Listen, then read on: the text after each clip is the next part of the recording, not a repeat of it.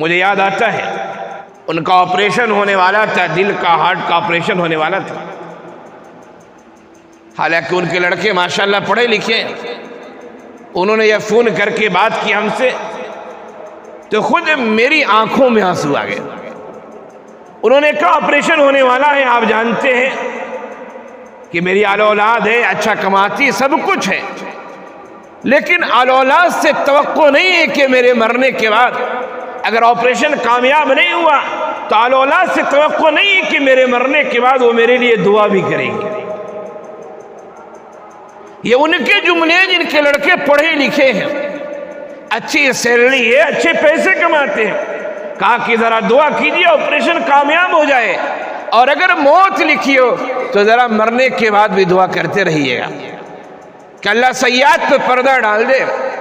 ان سے جب بات ہو رہی تھی میری آنکھوں میں آنسو آ گئے تھے کہ آدمی دنیا کے لیے کتنے جتن کرتا ہے، کتنی کوششیں کرتا ہے، کتنی محنت کرتا ہے.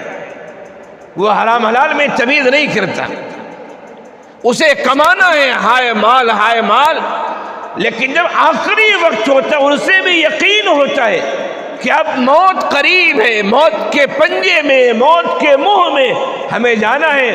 اس وقت اسے اپنے اعمال یاد آتے ہیں، لیکن ایسے وقت کی توبہ بھی قبول نہیں ہوتی. ہم دنیا میں ہیں، دنیا کی ضرورتیں ہیں. ایک کشتی ہے، کشتی کو چلنے کے لیے پانی چاہیے، پانی نہ ہو کشتی چل نہیں سکتی.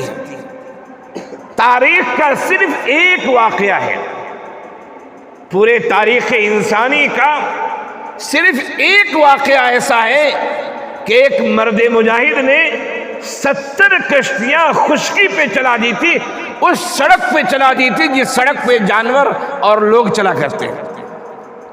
تاریخ کا صرف ایک واقعہ ہے کہ اس مرد مجاہد نے 70 کشتیاں چلائیں، ورنہ کشتیاں پانی میں چلا کرتی ہیں، خشکی میں نہیں چلا کرتی.